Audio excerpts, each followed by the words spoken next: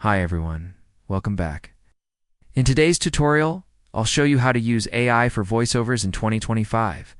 This is perfect if you don't want to record your own voice, or if you need professional sounding narration for videos, tutorials, or presentations.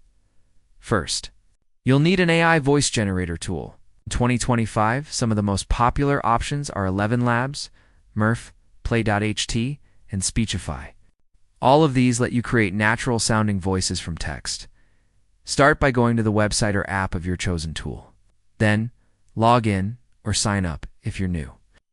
Once you're inside, you'll usually find a text box where you can type or paste your script.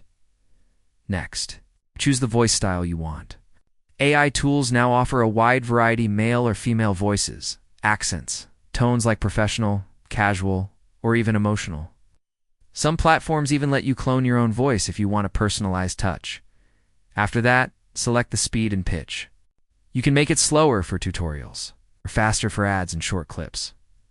Once you're happy with the settings, click Generate or Convert to Voice. The AI will instantly create a voiceover for your script. You can preview it, and if it doesn't sound the way you want, just tweak the settings and regenerate.